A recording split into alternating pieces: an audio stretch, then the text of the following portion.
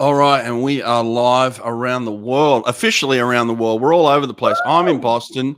Hanso, you're in what, Queensland right now? Yeah, I'm up in a place called Talabudgera. Peaceful fishing, Hawkey. Peaceful fishing.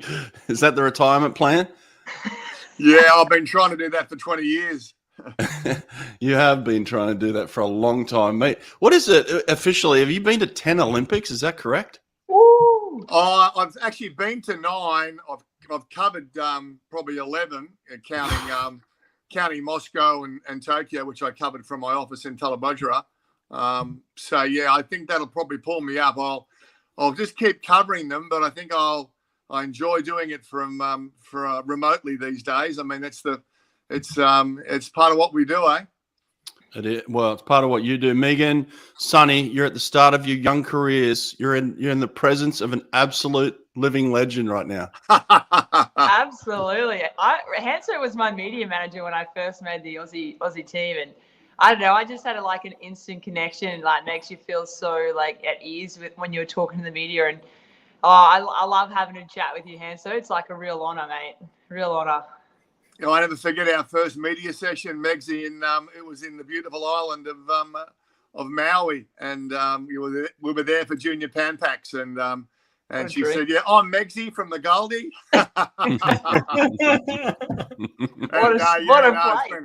It's been a wild ride. Yeah. Hanso, listen, in terms of advice, you've got a young kind of new age media guy and Sonny up here, the swimsuit guy, right? He's got this new age name and he's doing his thing. In terms of what you see in kind of the future of media, he's at the forefront of it. What kind of advice would you have for him?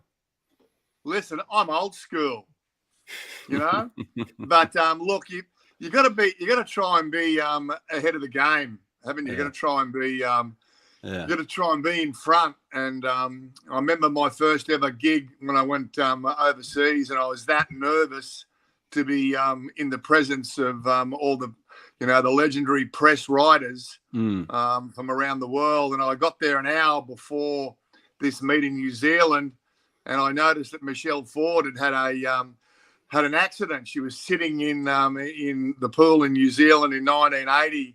And she'd actually broken her nose in the warm-up. And I was the only one there at the pool who got the story. So I had to quietly dictate my story over the phone so the other legends of the press room didn't hear me. But she won the 200 fly and broke the Commonwealth record with a broken nose. And I was the only one to get the story because I got to the pool early and did my homework, was talking to the coaches, and saw the blood coming out of her nose and realised that she'd had an accident in the warm-up in Christchurch. She dived in the pool and didn't realise that there was the New Zealand backstroker under the water, and they clashed head on. Just shows you how tough she was. Of course, went on to win the Olympic gold medal. But I think if you're a coach or an athlete or a commentator or a journo, you've got to try and stay one step ahead. And in this day and age, with so much news breaking left, right, and centre on social media, that's not an easy thing to do. But do your homework, double check, and get there early. Yeah. There you go, Sonny. That's good advice. I was talking to Nate before all of you appeared here about 20 minutes ago. We're having a little chat and we're talking about Hanso. One of the things that I was reminiscing to Megan about my time with Hanso, he was my media manager too, by the way. So I think he's been everybody's. But, one of the things that I love about him is, when you think of a great coach, we're talking about Dean Boxall, right? Dean Boxall has the ability to manage multiple personalities as a coach. And that's what makes him great. He gets the best out of his athletes.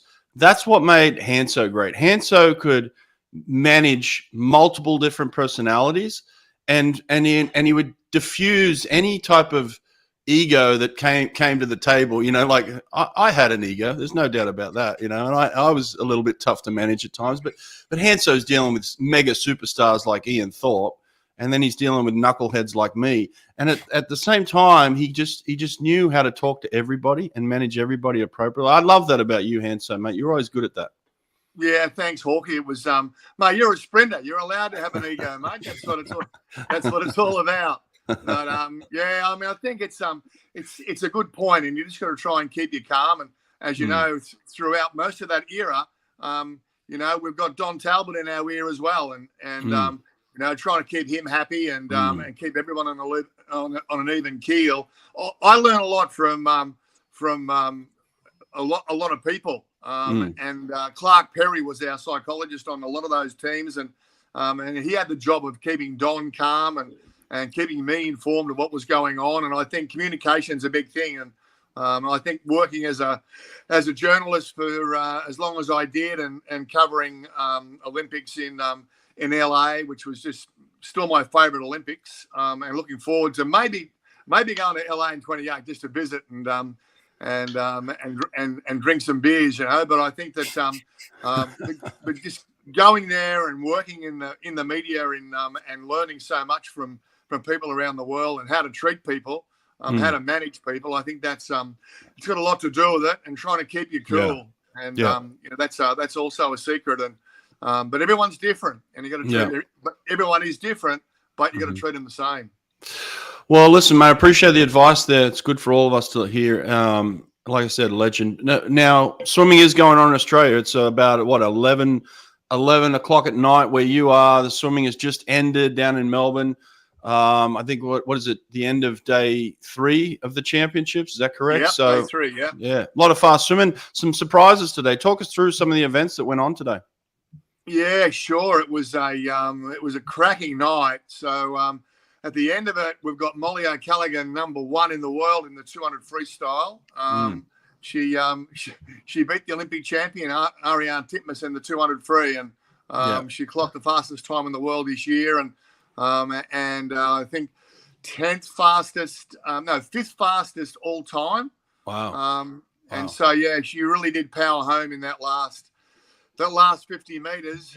Arnie took it out, and she came off that last wall. She's got great legs, and she really worked it. And she said after the race that no matter how bad I'm feeling, how tired I am, how much I'm hurting, I'm never going to give in down that last 50. And that's what she produced. And I mean, it's not every day you beat the Olympic champion. And and she's also a club mate and a training partner. It was a great swim. And I think there was 7 swimmers, 7 in that 200 that went under the qualifying time, 6 in the final, and Shayna Jack in the B final. So the depth of that program, the Australian program, and the St. Peter's Western program, just extraordinary. So that was that was the first highlight. And then let's before you go on, let's Nate, pull up that clip real quick. I want to listen to Dean Boxall talk about Mollie. Give me a little bit about her, actually. People around the world better be careful of Mollie because she's dogged. She's going to be there. She's tough. She's good. Got a magnificent kick. She's dogged. And she's good to coach. Does Titmus know it? Like, all right, this young girl is right on my heels? Well, Arnie, if you don't know it now. If you don't know it, honestly, know it now. And Mollie, believe, mate, believe you have got it in you. You've got it in you. Imagine being coached by Dean Boxall. How cool would that be? What do you reckon? Well, there's no secrets. It's all on the table. Yeah. Says to, like, I mean, they're teammates, and he coaches both of them. What do you reckon? Do you reckon he says, hey, to one, you've got to beat the other, and then he says to the other, you've got to beat the other one? So I'd be so interested to see, like, obviously a couple of different race plans, but what he says to them before the race, because they train each other every single day. Yeah, it'd be cool to see what he said. I actually did an interview with Shayna Jack, and Shayna wouldn't talk about them training against each other. She's like, we're not allowed to. And I actually reached out to Mollie about 6 weeks ago, Hanso, and I said, hey, can we do a podcast? And she said, yeah, I'd love to do that. Let me ask Dean. She came back and said, no, Dean said I couldn't do it. And now I know why. Dean's keeping it tight. You know, I like that. Yeah, and then he's got Kia Melverton and Brianna Throssell. I mean, Throssell went PB in the heat and PB in the final, you know. So, you know, they're going to be knocking on the door for them. Oh, no. He's back. He's coming back. We'll pull him back. It's that telemetro Wi-Fi. Yeah, Hanso, we lost your sound there for a second. Can you hear us? We lost your. You back in? How's the sound now? No. He's dropping in and out here. Nate, what's happening back there? This is live television. Everybody sees what happens. You know? I don't know what's going on. Hanso, can you hear us? No, it doesn't look like it. Sonny, what's your thoughts on this race here, Titmus and Callahan? I was more curious on to how much they're training together, because you'd presume based on events they're doing every session together, same coach, same program. But obviously Mollie does the 100, 200, and Titmus does the 200, 400, and even at times the 800. So they're not perfectly the same swimmers. And when we were talking about yesterday about the likes of Leon being 50% shaved and 100% tapered and whatever ratios it was, maybe is someone like Mollie slightly more rested going into this, or have they had the identical preparation? Because, you know, there's a lot to think about in that sense, because if they've had identical preparation, you'd like to think that, well, Titmus is going to get back to her best, 153.0 or whatever it is, 152.9. Challenge that world record. Does that mean Mollie is going to be well under that, or is Mollie a little better with that? You know, so there's a lot of thoughts you can have based on the fact they are out of the same program, because you know it should be a like for like in terms of how rested and how prepared they are for this meet. Yeah, Megan, what do you think about that? I think like Mollie, she split like 57.4 for that second 100. Like she came home in a 28.2. And I'd love, like, she's got speed as well. Like obviously she can do the 100. So I'd love to see her maybe go out a little bit faster and use that speed and see what she's got left. Like I think she was right there. Like Ariane Titmus took it out and obviously doesn't have as much speed as Mollie, being a 4/800 swimmer. But I'd love to see Mollie use that speed. Like, yeah, she is well known for the back end speed, but I'd like to see her maybe just go out a little bit faster. But I mean, she came home in 28.2, which is insane, and worked that third turn. Like her underwater is like 3 turns on a 200. She picks up like at least 0.2 off every turn, just off the turn, not even the free swim. So, you know, she's already, her turns are that much better than Titmus, and probably, you know, I don't think anyone can really match her in that underwater 200 freestyle. Yeah. Question here. Can anyone touch the Aussie girls in the 4x2 in Paris? Paris is a long way away. Fukuoka, I'd probably say no. Paris, they've still got a chance, but doesn't look likely. The Aussies are sitting in a brilliant position there. But Hanso, we got you back, mate. Good to see. I think it's the St. Peter's team that could win the world championship, to be honest. Like, hey, no. Whoa. There's Lani Pallister in there. She trains with Bowley. Don't chuck her in the SPW club. Come on now. Oh, okay. Yeah, I'm just saying, a St. Peter's team would win the world championships, even without Lani. That's fair enough. That's fair enough. And that's a crazy thing. There's very few club programs. I mean, I'm sure Texas at a few points in their life maybe had a men's relay that could win a world title, but you know, we have got a club program that could put together win a world title. It's also a pretty good club. Yeah. All right, Hanso. What else was there?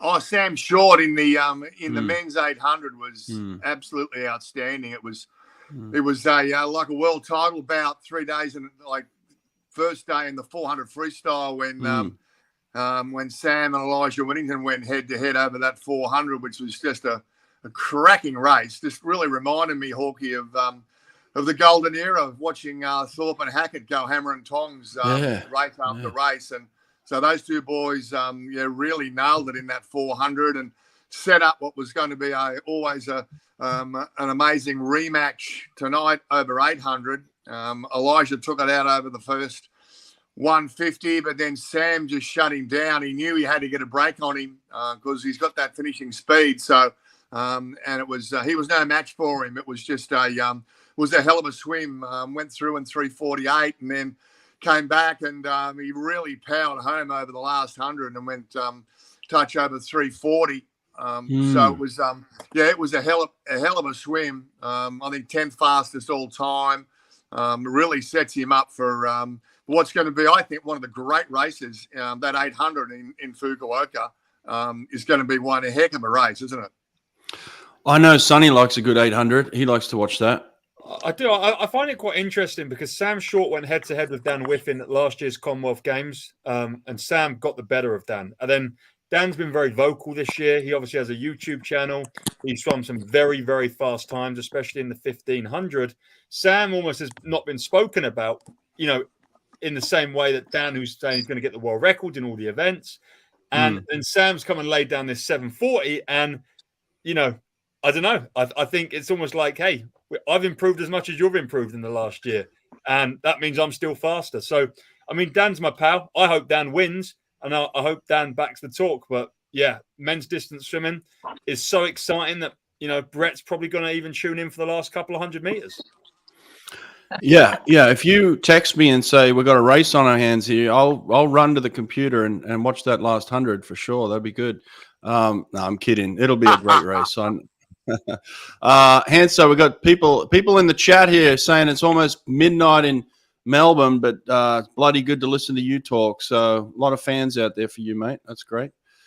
Yeah, thanks, mate. It's nice to be sitting up here in Queensland and being able to talk to the rest of the world and watch the swimming. And it's been a great first 3 days. And another speaking of Queensland, Megan, you know, will like to hear this. Hanso, you were telling me about how many people have qualified for the team and where they're from.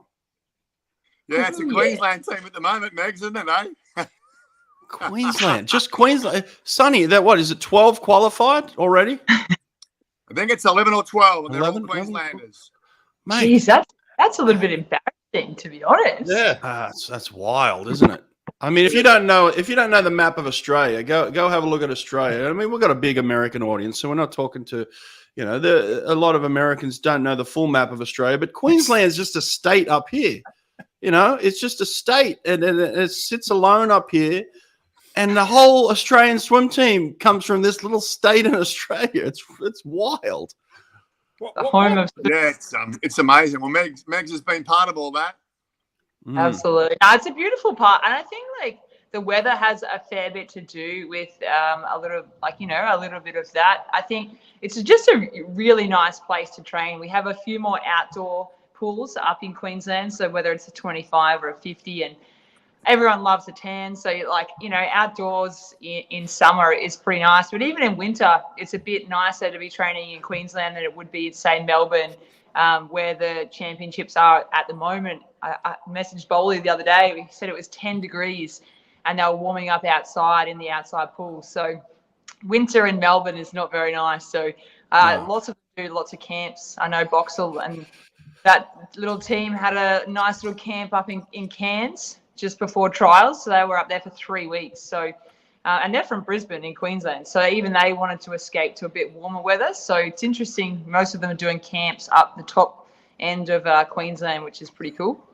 Yeah, it was Kyle Chalmers, Peter Bishop's group with Meg Harris and Maddie Wilson. They were up in Darwin after swimming the Sydney Open, and so they popped up to Darwin. And then as Meg said, there was a group in Cairns, a group in Townsville. So yeah, a group of triathletes are up in Cairns as well. So it's certainly a hop, step, and a jump, but it's certainly worthwhile getting up there. And as Meg said, the outdoor pools. I was at Miami Pool yesterday, 2 outdoor 10-lane pools. It was just beautiful, and you know, they're starting to kick on nicely at Miami again too, with Richard Scarce there and Paul Croswell, who's come up from Launceston. There's a group of Tasmanians that have moved in up there over the last 12 months as well. So that Miami squad is really starting to build up again. Of course, they don't call it the Dennis Cottrell Pool of Champions for nothing down there, and it's got a great history, a great legacy, and it's starting to kick on again. But yeah, as Megan said, there's so many great outdoor pools, and it's summer by day and winter by night. So we are blessed to have the climate we've got. Yeah. Hanso, what was I going to say to you? Oh, a little bit of controversy, I guess, in terms of the qualifying standards. Some of the standards are a little bit tougher than the World Championship qualifying standards, and we've seen a couple of people winning events and not actually getting the qualifying A standard. What's going on there? Oh, look, I think it's got to make them faster. They've got to swim fast next year. Sorry about that. And I go back to Don Talbot again too. I mean, you've got to set these tough times to get the best out of them. If they don't make the World Championship team, then they'll get a chance to swim World Cups and maybe the Worlds next year in Doha. But we had in the women's breaststroke, for example. I mean, was 1:08.5 was the fastest qualifier, and it was 1:10 to make the final. So, I mean, those girls have got to really up the ante and really look to getting. I mean, the world's moved on. If you can't go 1:07 or faster in 100 breaststroke, then you're not in the game. So, I think the tougher, the better. It's going to bring out the best of them. It's the survival of the fittest. The Americans aren't going to wait for us, and the Italians aren't going to wait for us. I mean, you've got to be on your game. And if it means tough times, then only the tough are going to survive when it gets to the Olympics. Mate, a lot of legends coming out of retirement and swimming into their 40s. Any thought of the legend Brooke Hanson coming out of retirement, maybe shooting for a spot in the 100 breast? Well, it was funny you mentioned that. At Miami yesterday, she was down there having a swim, and Channel 7 just happened to be there. And the reporter was the guy called Steve Titmus, who's got a famous daughter. And he actually asked the same question. And I know I think he spoke to Jared, my erstwhile son-in-law, and he said it's a definite maybe. I love it. She's just come off quite a serious surfing accident. So yesterday was the first time that she'd actually dived back in the pool after 8 weeks. She came off a surfboard down the coast and was in a neck brace for 8 weeks. So she was just happy to be floating along, just in her happy place. But yeah, I think the girls have got some work to do. So the boys in the backstroke. I mean, Isaac Cooper did a good job. But you've got to be down swimming under 53 if you're going to be playing A grade. So do they take those guys? The ones that the men's 200 fly, and I see Matt Temple withdrew from that final, didn't swim, saving himself for the 100 and the 100 free. So. But yeah, it's a few jockeying for positions, but yeah, you won't get the argument for me against the tough qualifying times. Don Talbot coached. Yeah, Don Talbot. Yeah, I know all of it. Do they take those guys though? Do they take the ones that won but didn't get the time? Oh, look, that's going to be in the hands of selectors. You'd probably think so. I mean, they've got all those relays to fill, and hopefully that'll all sort itself out on selection night. But yeah, no, I think at the end of the day they'll there won't be too many that deserve to go who'll miss out. Sonny, we're 3 days in. Who has the better team as of today, the Brits or the Aussies? Brits. The Brits. Yeah. Really? We've got a full team now.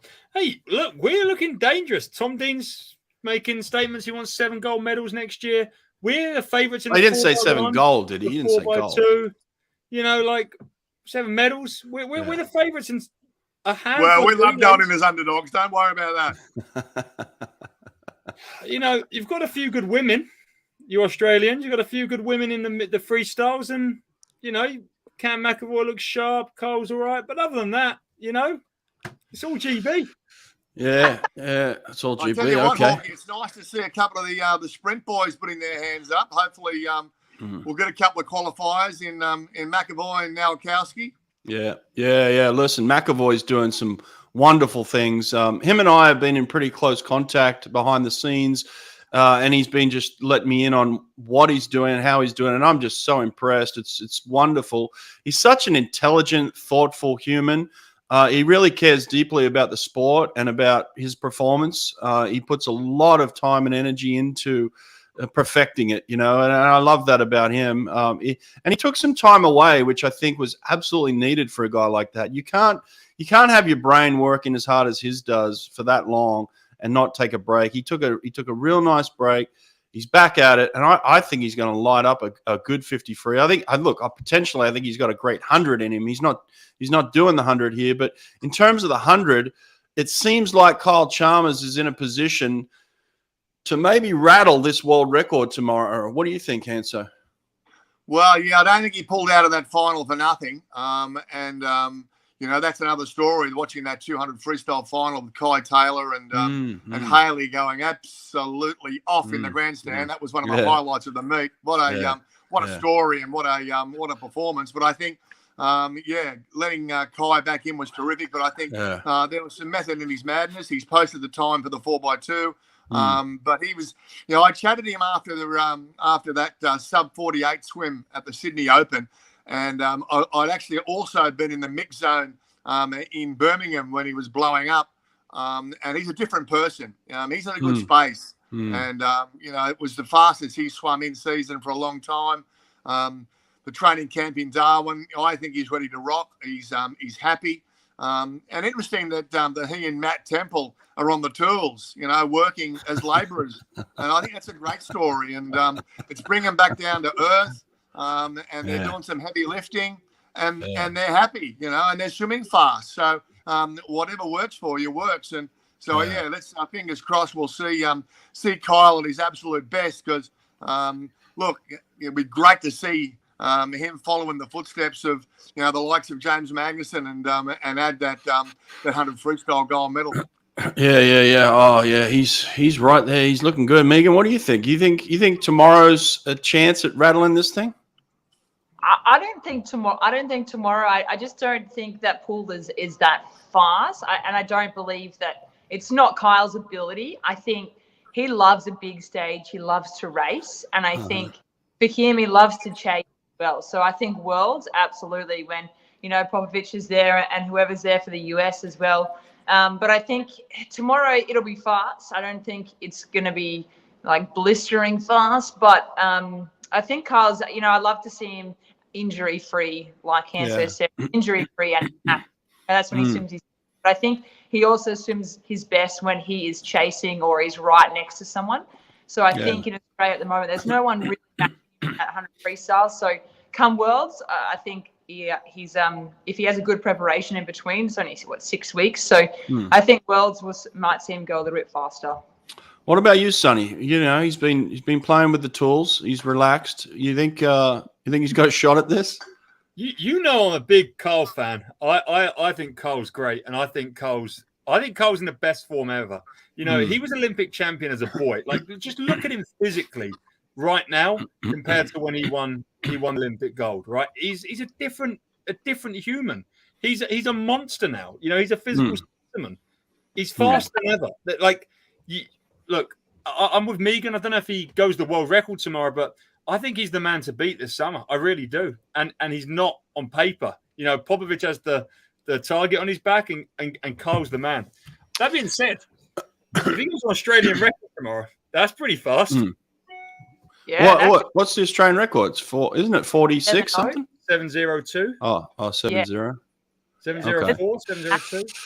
Yeah, well, McEvoy, I'm gonna slightly disagree with all of you. I think he does have something to prove. I think he's kind of sick of the Popovich talk. I think he's sick of the Dressel talk. I think he's in form that he hasn't been in for a long time. I agree with Sonny in terms of he's a grown man now. You know, fully tatted up. I mean, he's been on Instagram basically saying like, I'm a man now, and kind of putting it out there. Hanso, I agree with you. You know, pulling out of that 200 is kind of a statement as well, basically saying I'm putting all my eggs in this 100 basket. I honestly think this guy could rattle the 100 world record tomorrow and make a statement. I think he wants to make a statement. I think he wants to tell everybody, I'm the man in the world. You know, I'm sick of hearing about this 18-year-old kid from Romania who, you know, so I don't know. That's my opinion. I think we're in for a really, really good 100 free. What about this, Hanso? You think Cody Simpson goes 48 in the 100 freestyle? You think he could do that? Look, anything's possible. He looked pretty good in the 50 fly, and you know, he looks happy as well. So the squad is swimming well. So Bowley's got him primed. They're all looking good. So look, things happen when you least expect them to, Hawkey, don't they? You know, I mean, I remember watching Chris Feidler was just so desperate to break 50 for meet after meet after meet. And then it happened when he didn't expect it to happen. And so, as you know, I mean, those sort of things can happen when you least expect them. So whether it's Kyle doing that or Cody doing, going 48 in that 100, I mean, it's certainly going to be a heck of a race. And they all know that they'll have to fire up in the final. And you can't be a Kai Taylor and you can't be a Shayna Jack and miss by one. Kai was lucky. But you've got to get up in the morning and perform in the morning. So, and then back it up at night time. So that's not always easy, but that's what they've got to do. Yeah. I don't know much about Australia's depth in that event. I know there's some guys that can swim. Obviously, there's Kyle at the top end. Who would be in the mix for the second best 100 freestyler in Australia right now? Well, I think, Megan will probably agree. Flynn Southam, who only just made that final last night too. I mean, Flynn's had I watched him race. He raced at the age in the Open, didn't he, Megs? And he just kept racing and racing and racing. Every relay, every sprint race, backed it up at the age and the Open. So he's race fit. So between Flynn and Kai Taylor and Matt Temple and Alex Graham is getting back into some good shape and some good form. I think the 100 might improve a lot in between now and next year. It's you've got to start now, haven't you? In the 100, you've got to perform the year after the Olympics, and I think if those boys can get up and race in this 100 and rock it, then we might be back in the game again. Sonny, can you imagine a relay in Paris with maybe you got Chalmers at the back, but you've got the possibility of what's his name? McEvoy? Cam McEvoy at the front. Imagine Cam McEvoy at the front of a relay and Chalmers at the back of a relay. I know, and still getting beaten by GB. Wow. Lewis Burrows at the front and Tom Dean at the back. Matt Richards in the middle. Third leg. Astonishing third leg, as said on live TV. Is Lewis Burrows still training in Australia? Is he still out in Western Australia? No, he's at Loughborough now with Ian Hume. Okay. Oh, he changed. He spent some time with Pac and Zoe Baker down in Perth. My good friend Adam Chillingworth is still there in that program, having a great time. But there we go. Yeah, people know about the huge third leg. Basically, after the Olympics, they said Matt Richards had a massive third leg. It was a beautiful journalism blunder. It created a lot of fun. What's the situation? We didn't mention Jack Cartwright there, who at his best is very good, but he swam the 200 and went 156 yesterday. Oh, I'd like to see 100 split. Maybe we went for 100. Have a look at the splits. I mean, I had a look at that. Have a look at that race. Yeah, he basically just he swam catch up the last 100 he went out for a 50 then 23-2, 30, 31, 31. Okay, 23-2. Yeah, it was just playing. I just saw on the corner of my eye. Yeah, he was playing. He was swimming catch up. Yeah. Okay. Right. Okay. But I think that 100 as well. Kai Taylor, he at nationals, I'm pretty sure he got second or third, maybe in the 100 free. So I mean, he's coming off some pretty good form in the 200. I wouldn't count him out either. Maybe top 4 in that. Flynn Southam didn't have the best 200 last night before, so it'd be interesting. Behind Kyle. Kyle is obviously, but third, fourth, fifth up for relay. It'll be pretty good to see who steps up. Hanso, is there any talk down there, any whispers of like why this meet is in a training pool? Yeah, tell you what, it wasn't. Certainly wasn't well received. That's for sure. I mean, as you know, the racing pool is outdoors, and you can't race outdoors in Melbourne. It's in just it's 10 degrees. So there weren't very many happy campers. I don't think around when that decision was made. No. So as Megan alluded to too, and I've heard it, from other sources that it's the pool's a bit cloudy and it's not certainly not as fast as what it used to be. That's for sure. No, I mean, I say that because it was my training. It was my home training pool for 4 years. I trained for the Athens Olympics there back in 2004. It feels like a lifetime ago. That was my home pool, and it's like nothing. It doesn't look like anything's changed since then. And this is, we're talking 20 years ago. It was a training complex 20 years ago, so I can't imagine how bad it is now. But and that's not nothing to take away from the great facility workers there. You know, they're probably doing a great job, but the pool itself is just a training pool. I have no idea, you know, what they're doing out there. But anyway, well, I guess that takes away from the potential of a world record. Are there any threats still to a possibility of a world record at this meet? Oh, look, I think maybe Kaylee, the 200 back. I think you know, those backstroke times are there for the taking, really, aren't they? I mean, last night it was just that close, wasn't it? What a swim it was. She just didn't quite get out as quick, but she came back. Yeah. Beautiful, didn't she, Megs? That last 50 was an absolute pearler, wasn't it? Yeah.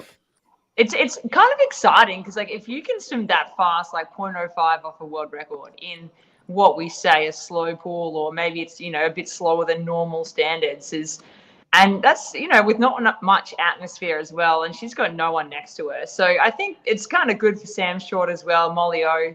Like, those three swimming pretty quick in a slow pool is I don't know, I'd take confidence from that it's not a super fast pool. So, and they're still producing some really good swims. So, yeah, 200 backstroke with Kaylee's.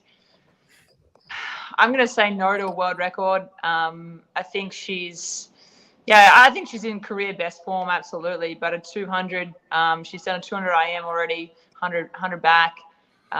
So, yeah, I think she's going to go pretty quick. I don't think a world record, but I'd like to see her save it and do it at Worlds and win for sure.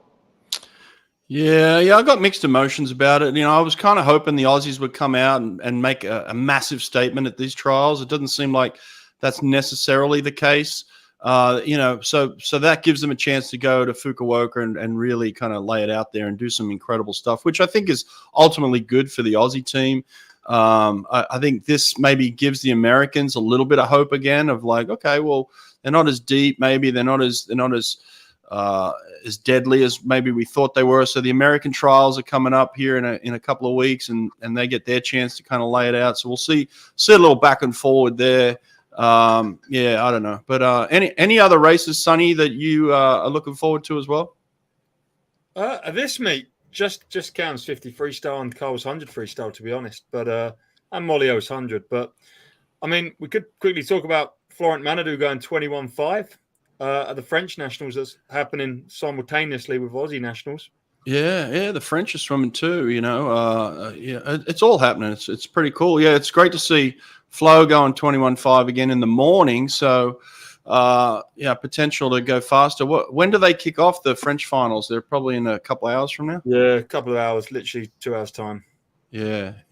What about Beryl Gastadello? You know, losing her mum just over a week ago, and then going out and qualifying for the French team in the 100 freestyle yesterday. Hanso, I'm sure you've had, you know, being in the sport that long, you've probably had moments like that where a swimmer has lost a parent, or, you know, something of that nature, where they've had to back up, you know, a few days later, a week later, and perform.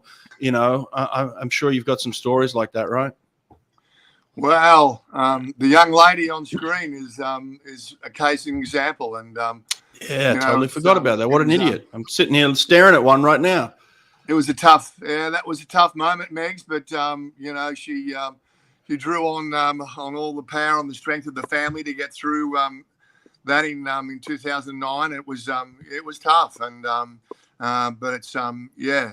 I'm sure that Megs has got some tough memories of losing a brother, and it's never easy. Yeah, no one gives you a book on how you're supposed to manage it, but this young lady managed it in spades, and is a credit to herself and her family and a country the way she did. Yeah, Megan. You know, I'm sure. Yeah, you got plenty to share on that. But in terms of just seeing Beryl's response to losing her mum, what's your thoughts on that? Yeah, it's you know, like, you got two choices, right? That you can absolutely, it's the worst news you ever think of and ever feel. If you feel it, I went a bit numb, so I didn't really feel anything, to be honest. You got two choices. You can kind of quit straight away and that's it. It's, and there's no shame in that, absolutely. Or you can, you've done all this work and you can kind of go, yeah, okay, like I'm going to mentally, you can't really prepare for it, but you can mentally kind of not block it out, but, try and put it to the side a little bit and do them proud a little bit. For them, they just want to see you do well. For me, it was like the day before the 2009 World Championships, and Goldy gave me the news. And initially, I wanted to quit straight away. I didn't really want to be there. I was like, yeah, okay, see ya. And Goldy was actually like the guy that said, hey, that's, you've done all this work. Don't throw it away too soon. Like, it's one of the worst things to ever happen. But also, you can be proud of yourself. Your brother can be proud of you for, just try and see if you can block it out for a little bit and swim. And then afterwards you can deal with, whatever mentally is going to happen. So, it's nothing you wish on anyone. And that's super, it's super humbling and super bloody amazing that she did that a week out. So a week is a little bit more. That's a lot of time to think, a week of that to think into a major meet. Mentally, she's, a super strong young. Yeah. It's pretty, I was talking to her offline yesterday, and I'll send you her number, Megan, because I know that she'd appreciate you reaching out and just sharing your story a little bit. I think she needs people like that right now to people that can kind of, relate to her in a way. I think she's having trouble with probably everyone just going on with their life, like, oh, the World Championships are on, everyone's celebrating and having fun, and she's sitting in this like, I just lost my 53-year-old mother, so it's like a double Olympian. Mum's a double Olympian too, so it's like, yeah, devastating. So I'll pass on her number to you, and I'm sure she'd love to hear from you as well. But the most important thing, like I remember in 2009, was having those people around you, like coaches or support staff or, even your teammates, anyone trying to reach out, because you're right, like everyone moves on with whatever's happening. So I think that's the hardest part, is like it happens and then you swim, but it's kind of like the aftermath of what is, if what's going to happen. So she's, I hope she goes on and swims some more PBs, because that's all you can do as a swimmer. Yeah, good stuff. Oh, I love it. This has been cool. Nate, you got anything else in the background you want to show us at all? Joke with her that Mollie Can we have a has look? 5 voodoo dolls of me.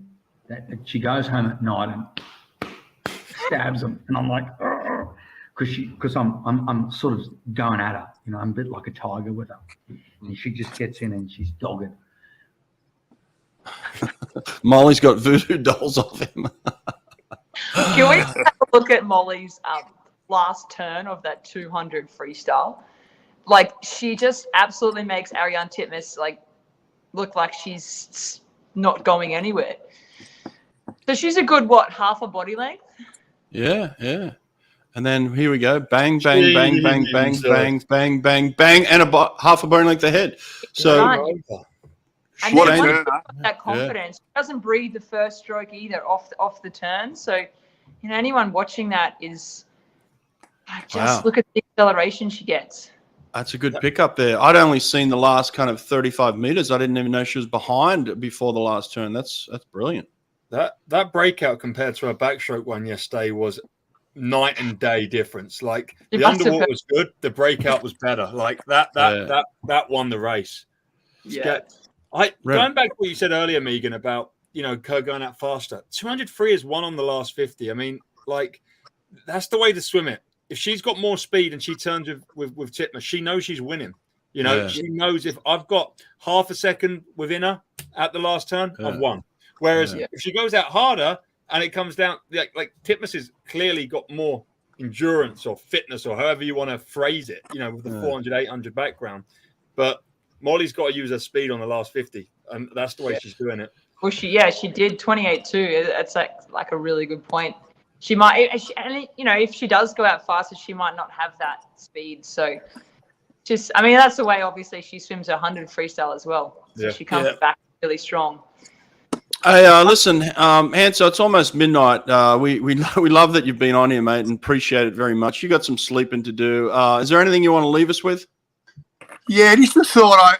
I'm not in Melbourne, but I saw a photo come through, and I posted it on Swimming World of Mollie when she won the race, and looking to the heavens, and I just wondered what was going through her mind, and I don't know whether anyone's asked her that, but I know that when she came back from the Olympics, she actually lost the coach that had taught us so much about underwater work and turns, and I know that that coach did a superb job in formulating what really she brings to the fore now, and watching that turn.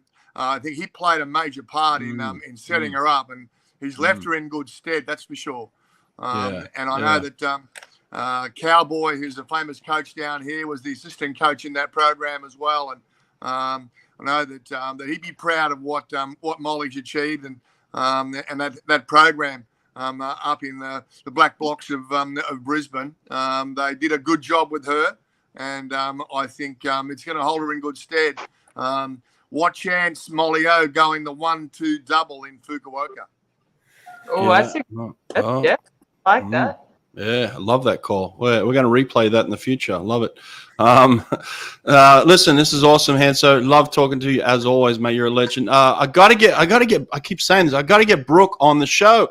I'm doing this more full time now, so I got a lot more time on my hands now that she's feeling better from the accident. Tell her, please. I got to get her on to chat. All right. No trouble at all. I know you've got the young bloke coming up too, eh?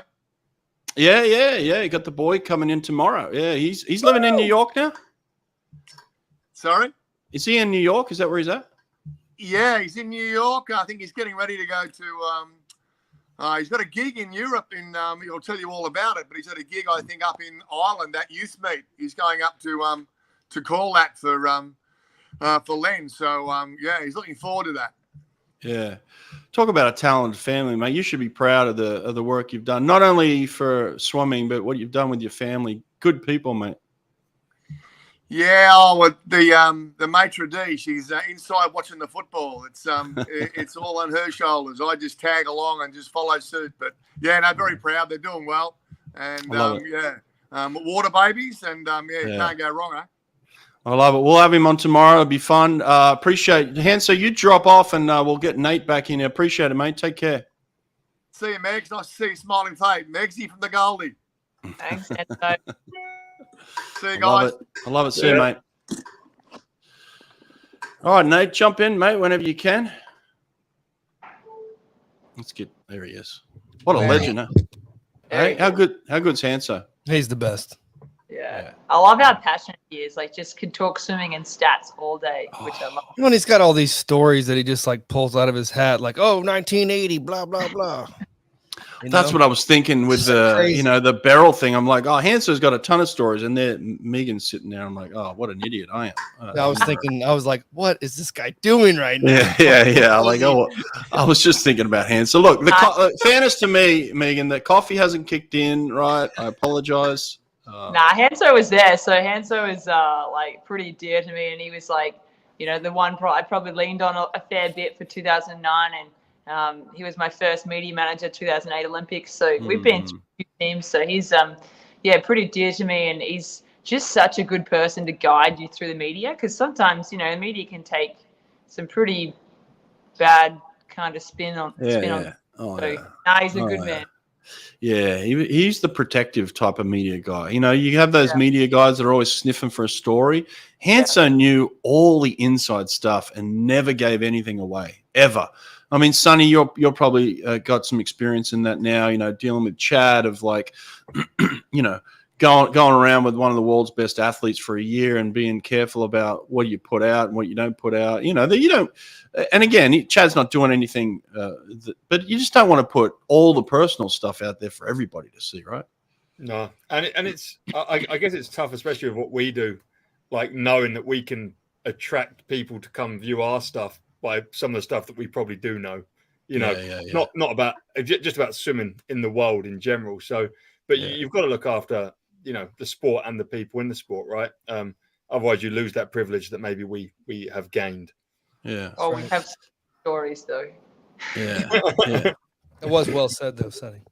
Yeah. But anyway, so Kurt Hanson is Ian Hanson's son. He's coming on tomorrow. He's on the show. He was actually He was in the comments yesterday. Yeah, he was. But he was the announcer for the the play-by-play announcer for the ISL. So if anyone listened to the ISL and listened to the commentary, that's Kurt Hanson. He's coming on tomorrow. He's brilliant too. He's fantastic. So that'll be fun. French Nationals is coming up in a couple of hours. We're going to see some fast swimming. What was your prediction with Flo? Didn't you say something about Flo? So I said probably about 10 shows ago that I didn't believe a 21 low was going to happen this year from Flo. Right. So which he's done everything in his power to really prove me wrong. And I think tonight might be the night, not even at Worlds where, I mean, what classifies as 21 low? We saying 21.4 or 21.3?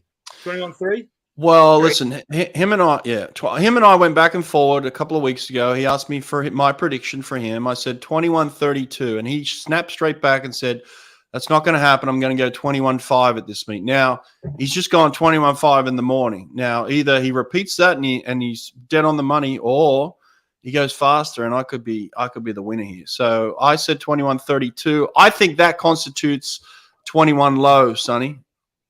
Yeah. 21.32 is 21 low, and I like how the winner here is Brett, not Flo going 21.3, but Brett. Yeah. Oh no, I have to prove myself right. Brett called it 1/100th wrong. At Menosham, he was 1/100th wrong, weren't you, at Barcelona? He was 21.89 and 21.8. So I'm saying he's going to go 21.31, and I'll be the winner. I just like making calls on times, Megan. What's wrong with that? Nothing. I'm going to say 21.46. 21.46. If he does that, then you win. You're the winner. Yeah. Nate, come on, Nate, get in, Nate. Oh yeah, we all get a time. Yeah. 21.50.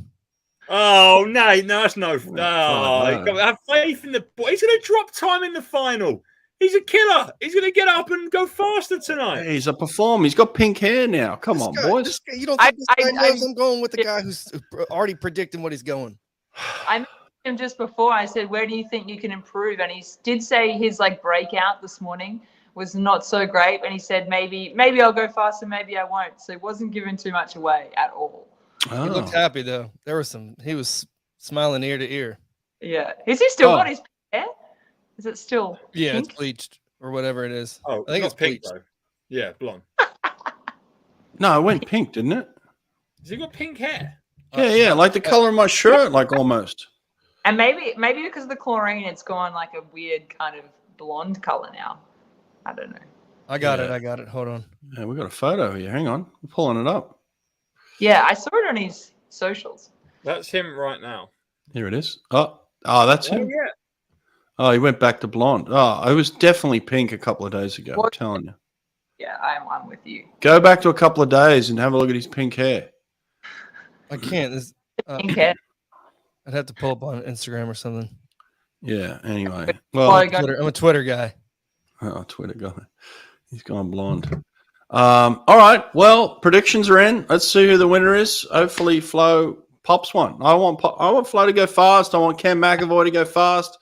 Let's get some boys going 21 lows again. Let's get the heat on. I'm sick of these 21.8s. 21.8s.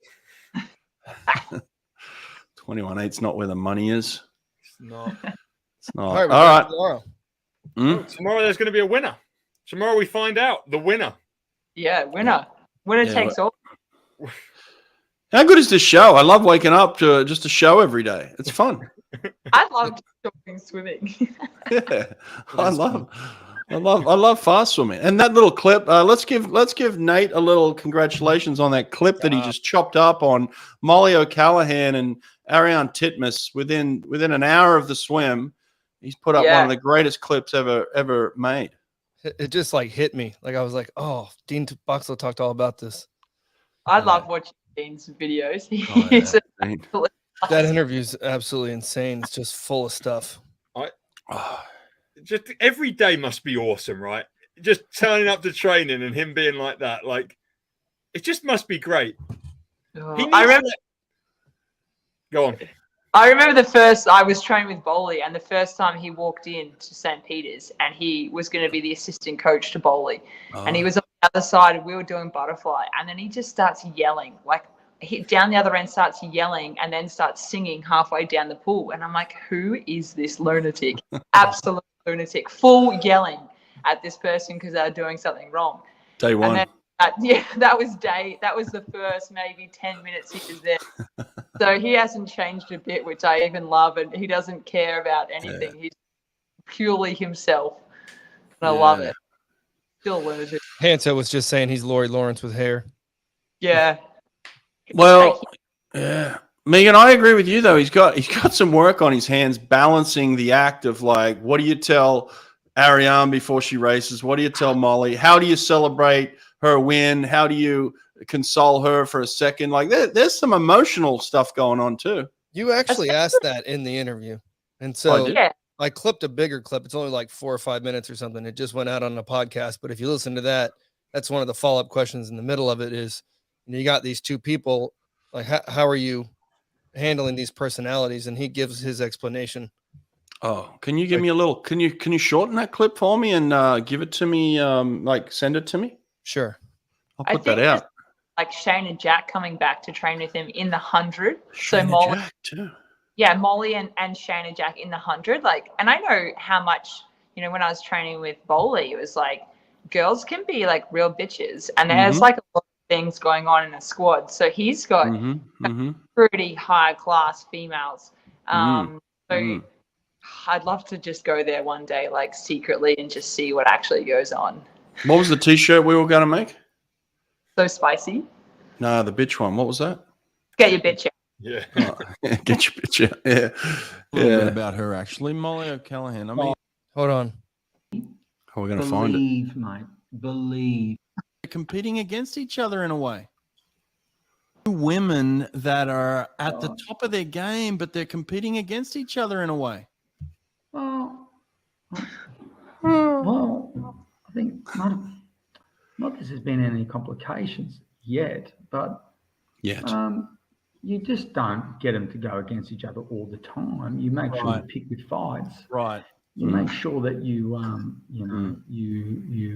provide them with the opportunity to recover, and then provide them with the opportunity then to be competitive. You've got to respect one another. Mollie knows that Arnie's the benchmark. And Arnie knows now that Mollie is hunting. I mean, it's simple. You've got Katie's going to come back stronger. You've got Summer McIntosh, which is going to be unbelievable. You've got Penny, who is just a warrior when it comes to the big meets. You've got the Chinese. I mean, have a look at the Chinese women at 4x2. They're going to be there. And you've got Siobhan. Like, she's unbelievable. Like, look, if you can't hold your ground in your environment, how are you going to hold there? Oh, mate, that's a brilliant clip. We're going to clip that. God, that's brilliant. Yeah. That was 2 years ago. That was 2 years ago, yeah. And all that's actually still very true. Like all those people he just named, like Katie Ledecky, Siobhan Hahi, who's got the fastest, well, not the fastest time in the world anymore, but she's right there. Penny Alexiak, who obviously always swims. She shows up at the biggest meets. So Penny's not showing up at this Worlds, but she probably will. No. Next year, Yeah, she'll be there next year. Yeah. All right. I love it. I love it. Good stuff. Yep. Good stuff, guys. We've been live for 2.5 hours already this week in 3 days. 2.5 hours of live. Look at that. Brilliant. Sonny, go back to that pool that you were at yesterday. I like that pool. Yeah. Yeah, I want to go back, but I've got to go work for the next 4 hours and do coaching and stuff. Nate, can you put up that AI? Can you put up the AI clip that I sent you yesterday of Sonny at the pool? You got that on your WhatsApp? I just look scary in it. Yeah, you look brilliant in it. You look tough. Come on. No, there was no backflips. Well, I can see Nate's working there.